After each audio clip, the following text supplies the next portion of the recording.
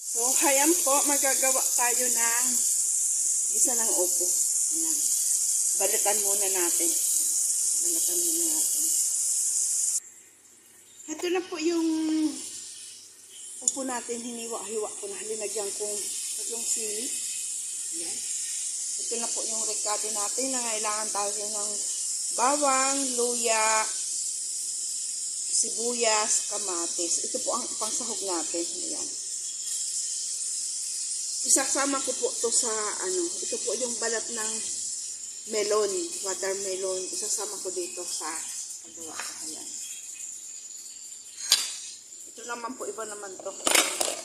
Gisa-gisa ko yung yan pong malunggay kasi sayang naman ang malunggay. Isipirit ko po yan. Ayan. Ito, pagsamasamahin na natin, ihulog sa ating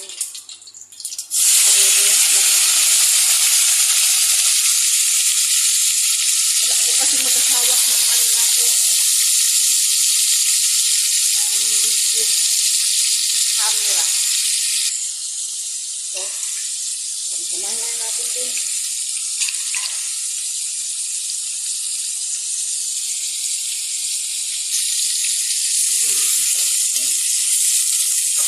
Huwag niyo po akong gayahin paglagay ng mga ricados kasi po ako nagmamadali. Yan nga po ang sinasabing way ko to magluto. Pwede ninyo kung paano kayo magluto. Pero po pag hindi ako magmamadali, siyempre hindi ganun ang pagluto natin. Kasi po, alam mo na, ang isang OFW, laging nagmamadali. Kailangan natin magmadali kasi hindi natin hawak ang oras natin ba. Yung yan.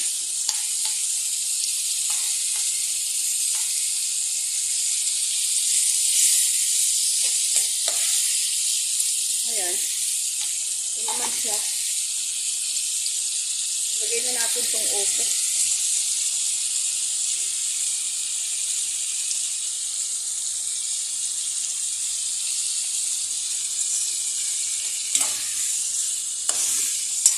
Nakalimutan ko to.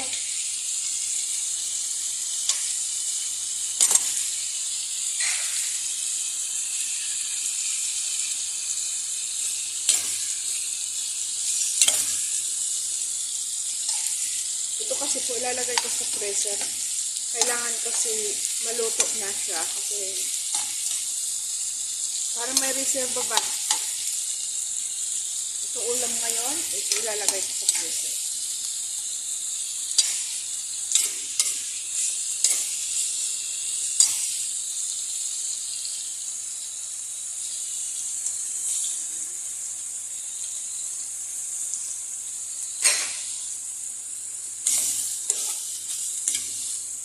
Tandaan, ito po ay balat ng watermelon. Kaya po yan may red. Niluluto po yan. Try po nyo. Igisa nyo sa bawang sibuyas, luya. Tapos lagyan po nyo sardinas. Ang sarap po nyo.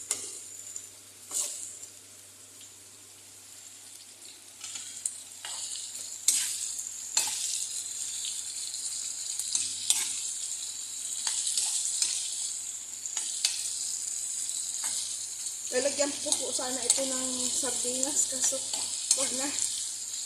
Yan na lang hipos.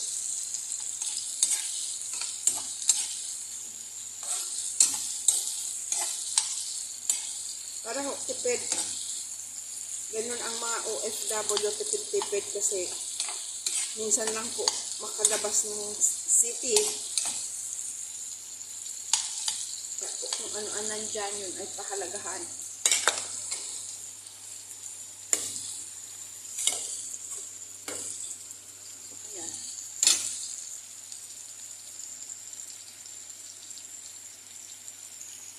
Ayan.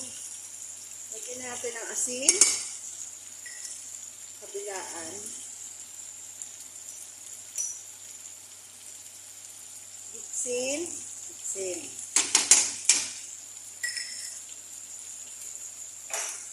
Nung isa po, wala akong nabiling bitsin. Kaya, tinitipid ko po yung bitsin ko. Kasi dito, pag magluto kung walang bitsin, sabihin hindi masarap. Kasi nasanay na sila na pag nagluluto ako, may bitsin. Nasanay na sila po. Kaya kailangan may bitsin na ang pagkain natin.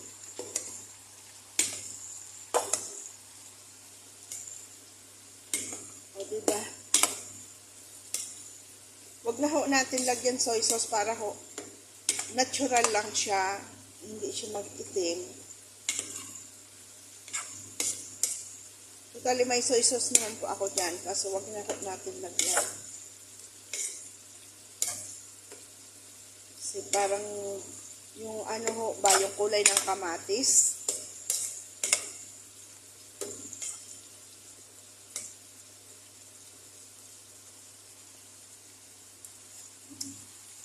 Kalamig.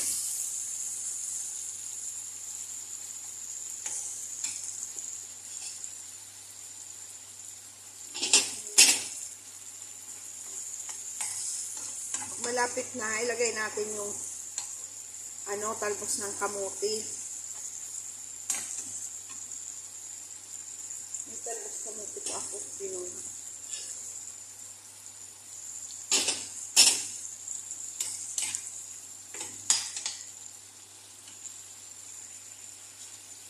Sabaw-sabaw para maluto maayos.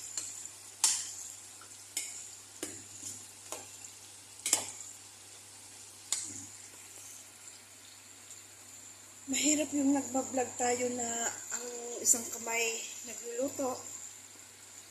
Kaya po pagpasensyahan na ninyo kasi po ako, pag hindi po napuputol ang videos ko na walang tumawag, hindi na po ako basta nag-i-edit. Pero po pag may tumawag sa akin, yun po nag-i-edit po talaga ako. Ayan. Kaya po kung anong actual na nakita ninyo pagluto, yun at yun po.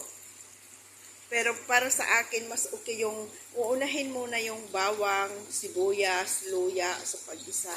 Pero po ako, sinasama-sama ko na po. Kaya pasensyahan na lang yun. Dahil po, yun ang version ko dahil pag nagmamadali. Pero pag hindi naman ho nagmamadali, ginagawa ko naman yung nararapat.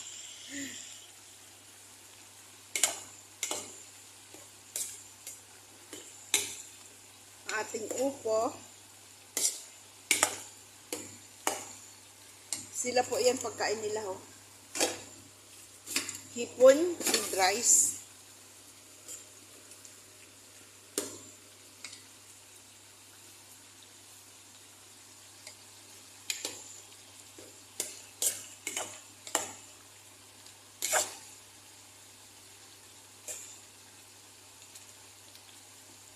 Kaya po sinabaw-sabawan ko para may itatapik-tapik ba sa kanin. Hindi siya dry.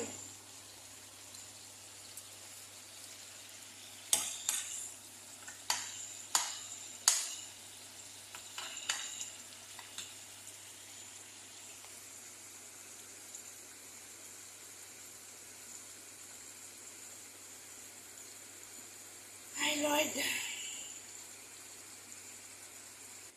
Ito po yung talbos ng kamote. Kinuha po natin dyan sa ating grow garden, sa ating halaman. Yun ang sinasabi ko, pag may itinanim, may aanihin. Ito naman yung malunggay. Ilalagay natin doon sa isang kawali kasi lalagay natin to sa freezer. Kasi po ngayon tag-init, grabe ang init. So, naaano po yung talbos natin, yung kamote. So, pakinabangan natin. Diba? Pakinabangan natin to.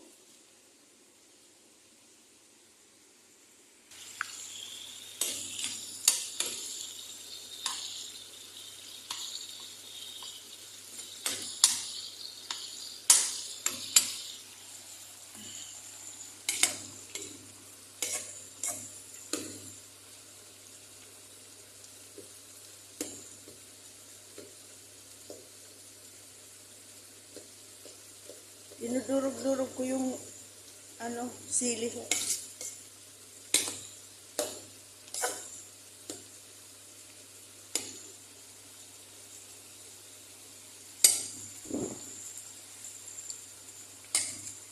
Kulang yung asin.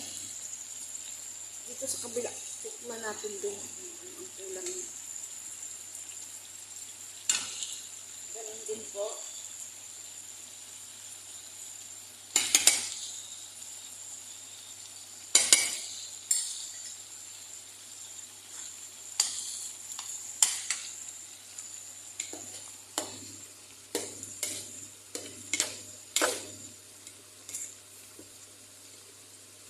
Diba?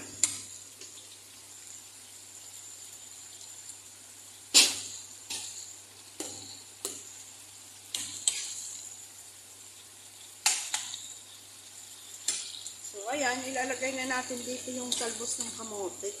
Pero parang dagdagan natin ata ng konting tubig. Lagyan muna natin. Talbos ng kamote at saka yung malunggay.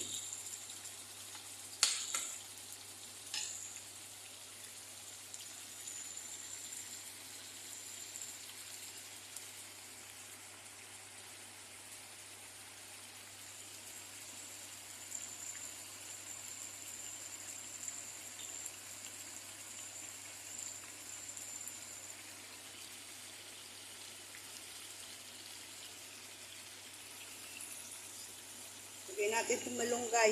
Ugas po yan.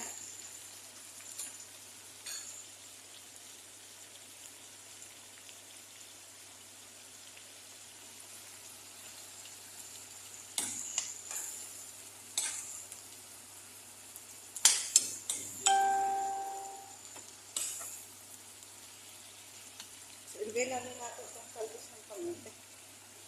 Ugasan ko po yan maayos. Kasi po umaano dyan sa labas. Alikabok ba?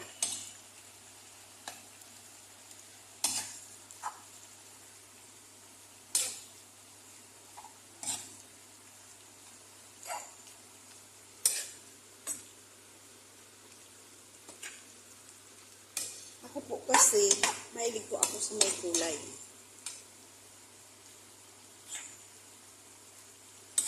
Gusto ko po kumain na may kulay.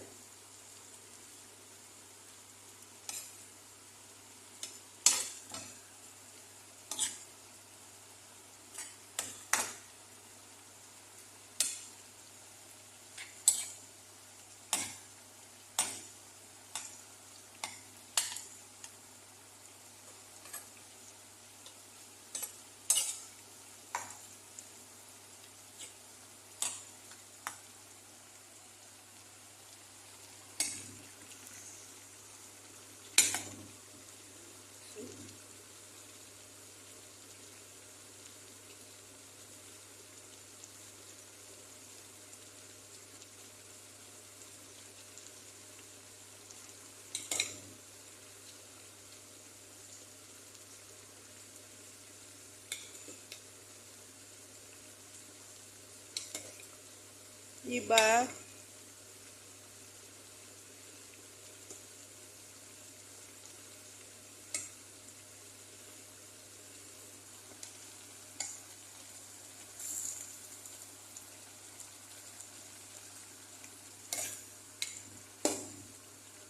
Lapit na maluto ang ating ulam.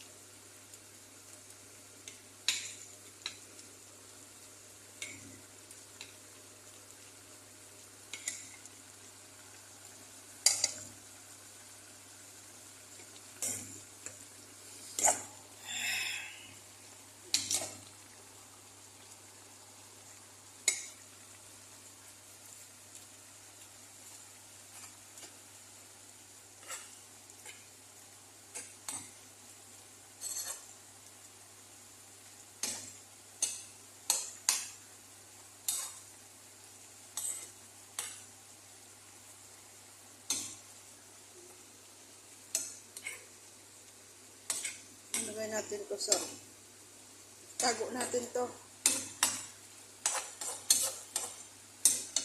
para may reserba, may madudukot pag walang ulam.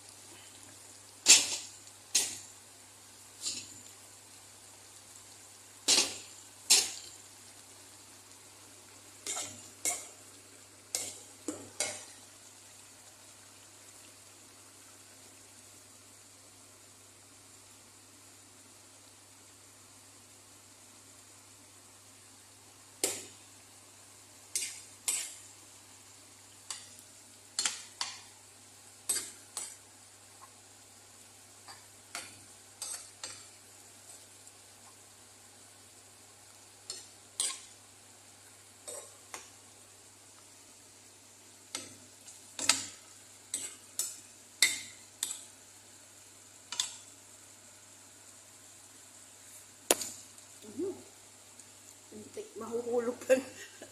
Kung may naina yung hawak ko, nahulog sa niluluto natin yung cellphone ko. Huwag naman. Bata sira, nagahang na nga ang cellphone natin, mahulog pa. Wala na tayo niyan cellphone.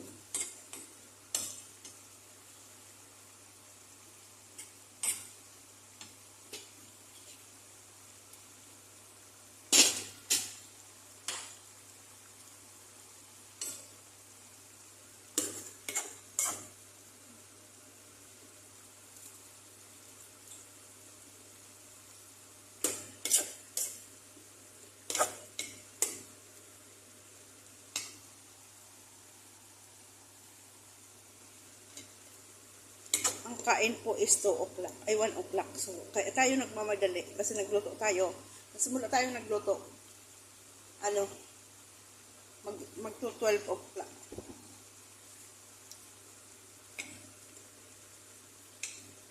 Tingnan natin to kung okay na to.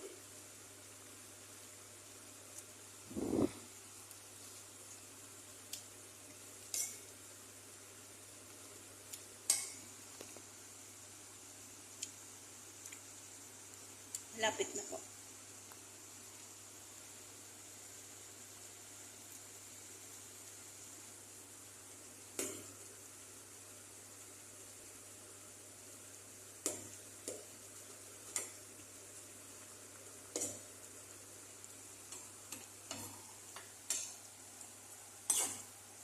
Totally po ito siguro isa okay na to.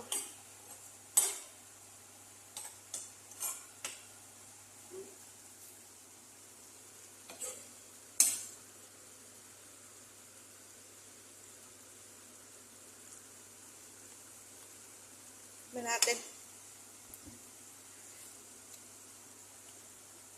Ilang yung asin natin.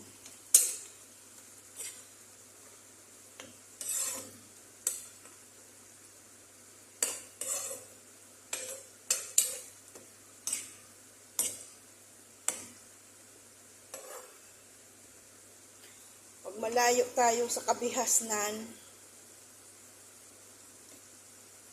hindi tayo nakakalabas lagi. Kailangan diskarte tayong ulam. Ito ho, okay na to. Okay na to.